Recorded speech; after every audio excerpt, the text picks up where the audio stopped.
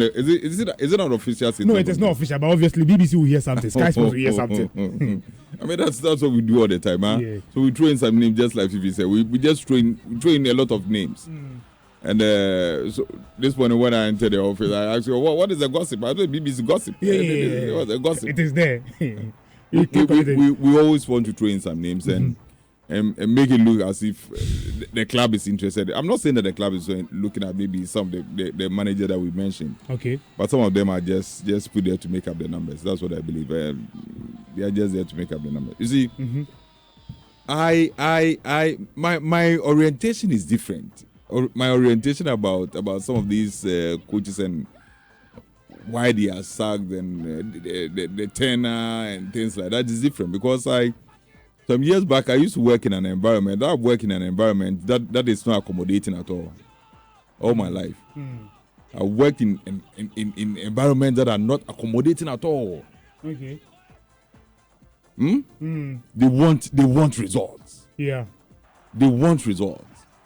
They want to know that you are on top of your act, on top of the game. They want results. Some years back, I used to work with a mining company as a finance manager of one of their subsidiaries. And the board chairman was the MD of the mining company. The financial controller of the mining company was also a board member. Okay. Sustainability manager. Whatever. All the managers were board members. So imagine appearing before them at a board meeting to tell them what your finances are, especially in the situation where the mining industry was going down, people were not patronizing the facility and things like that, and your finances were not very good, convincing them that the business is still viable and they don't have to collapse the business, they have to let the business go. It's very, very, very tasking if you find yourself in a situation like that.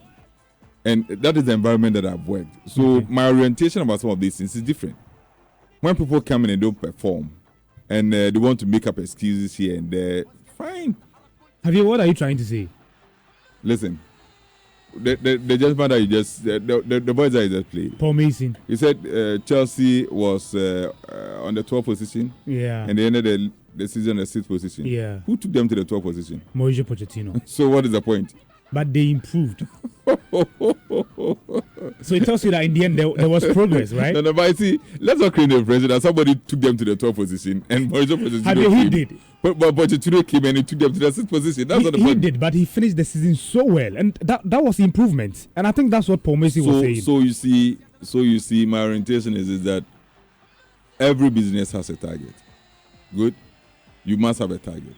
When the business, when the year is about to start, you must have a target. Yeah. Huh? You must have a target, a realistic target, achievable target, a target that you set yourself that okay, this year we want to increase our sales from, let's say, 1 million to maybe 1.5 million or even 2 million Ghana cedis. It's a target. Yeah. Then members buy into the idea, and we move and we make sure that we achieve our target. I talked about how not serious we are with the run of our football in Ghana. But elsewhere, the situation is different. The season starts and everybody has a target. Get us to Europe. Win the league. Huh? That's your target. Mid-table. Don't get relegated.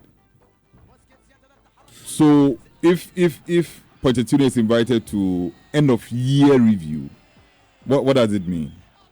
Because it means that Chelsea had certain things that they wanted to achieve during the year. They gave him KPI, so they needed to review. So they needed to review it. That's basically what it's about. So at the end of the season, if you're invited to a review meeting, it means that when the season was about to start, we were told certain things. So come back and tell us, come back and give us the report. Come and report to us whether we were able to achieve it or not. And that's exactly what happened. And for me as a Chelsea fan, I'm not surprised at all. When I heard the news, I wasn't taken aback. No, I wasn't taken aback. Is it that you were expecting Chelsea to part ways with Mauricio Pochettino or what? Because that is you see, people think that Abramovich is gone. So all of a sudden, Todd Boehly and Claire Lake and the other guys will come and they will treat people with kids gloves or something else. That's what people are thinking. That Abramovich is gone. He was ruthless when he was around. He's gone now. This one should be different. Todd Boehly must be different. But there's a certain system at Chelsea which has proved to be very, very, very, very successful. One of the most successful clubs yes, in the last 20 years. The last 20 years, and I keep telling you this. Yeah. The last 20 years. They won a lot of trophies with that style. That system at Chelsea has proved to be the most successful system in terms of winning laurels or trophies for the club for the past 20 years. Yes. And you see, Javier, I mean, to add up to what you are saying, the reason, Chelsea fans love Jose Mourinho, but the reason why Mourinho will be fired by the Chelsea supporters who support that decision is that whoever comes in will win trophies for the club. And it was consistent. So Abramovich, for most part of 19 years, was owner of Chelsea. Huh? He had 13 different coaches. Some in interim capacity, others full time. 19 years, 13 different coaches. I've got 3 more days. Ranieri, Mourinho, Grant, Scolari. Scolari came when he had won the World Cup. Avram Grant, heading. Scolari came when he had won the World Cup, but he lasted 7 months. Luis Felipe Scolari won the World Cup with Brazil. Left the Brazilian job, joined Chelsea as their manager. He lasted for 7 months. Interesting. 7 months. Then we have Gus Hiddink, we had Ancelotti, we have AVB, Di Matteo, Rafa Benitez, Antonio Conte, Mauricio Sarri, Lampard, Tuchel. I mean, the list can go on and on and on. And these are very, very, very, very good managers. But you know what happened to them? Anytime they realize that the team is not performing or underperforming, you have to go. Another person comes, and the next minute, everything is okay. Yeah. We go on and we win the trophy. Yeah. Lampard was there messing things up. Tuchel came within a short time, and the change was so drastic. Yeah, you won the Champions League. Yeah, the change was drastic. Yeah. To the extent that Chelsea has won the Premier League. He won the Premier League 5 times under Abramovich. FA Cup 5 times. League Cup 3 times. Champions League 2 times. Europa League 2 times. Club World Cup once, Super Cup once, the Community Shield, I don't even want to add it. So that is it. We are looking at trophies. And you see, Javier, in 2012, when you fired their manager, Andre Villas-Boas, I mean, Chelsea fans had lost hope that the season was over. When I think you lost the first leg against Napoli. Yeah, so Villas-Boas came when it was, I think it was about 34 years. Yes. So he had issues. He had issues with the big guys at Chelsea. The manager who replaced him, Roberto Di Matteo, he was relatively unknown because he was assistant to. It's a former Chelsea player. So I don't think Chelsea fans were expecting him to. Perform. And look at the team. Exactly. Look at the team that he used to win the Champions League. So like I'm just relating to what you are saying. Raul Villas-Boas leaves, his assistant takes over, and in the end they won the Champions League and the FA Cup. Look! You see, look at the. And look at, you see, the thing about it's not only about just letting them go, but it's also paying them. Yes. So it tells you the ambition of the club. Yeah. They don't care about how much they are wasting to let you go. They'll give you the money, they'll sack you and bring another person. These decisions brought success. Yes. So Antonio Conte left with 26.6. If you join us on Facebook, 26.6 million pounds. 2018 then. Hussein was, I think he was a caretaker coach. So Jose Mourinho, December 2015, 8.3 million.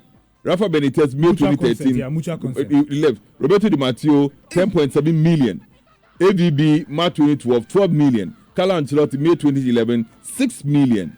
Luis Felipe Scolari, who lasted 7 months, 12.6 million pounds. Avram Grant, 5.2 million pounds. Jose Mourinho again, December 2007, 23.1 million pounds. Claudio Ranieri, there was the first one to be sacked when Abramovich took over in 2004. 6 million pounds. And that is how much he spent just to let them go. And he got success. And he got success.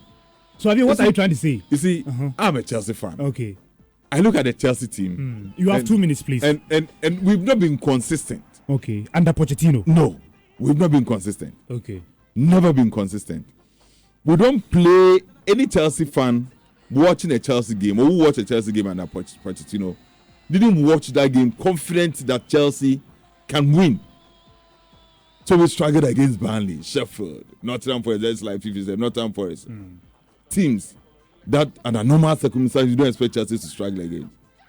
But we play against the so-called big clubs in England, maybe Liverpool, we play against Manchester United, City, Arsenal, and Spurs. We are able to squeeze out a draw or maybe a win here and then all of us and everybody thinks that everything is okay.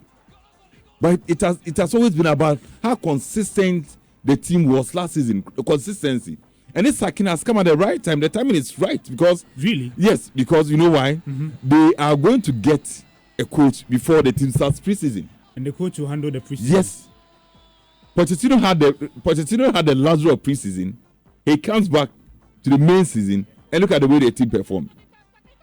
Now everybody is talking about Chelsea has qualified for the Conference League if City are able to beat Manchester United, which I know they will do anyway this afternoon. Then Chelsea will qualify to play the Europa League. All of us, everybody's talking about that. But the point I'm making is that we were hovering around 10, 11, 12, 10, 11, 12, 10, 11, 12, 10, 11, 12 for most part of the season.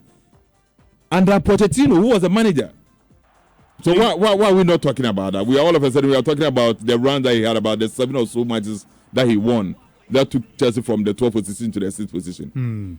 Any ambitious club will not look at that, but will look at what is going to happen in the future. And I think that going to the future with the current players that Chelsea they have, how young these players are, they need a manager who can groom these players and make them one of the best in England. So you support the decision? 100%. 100% according to Javier Clemente. Good morning. This one is from Uncle George. He says, did you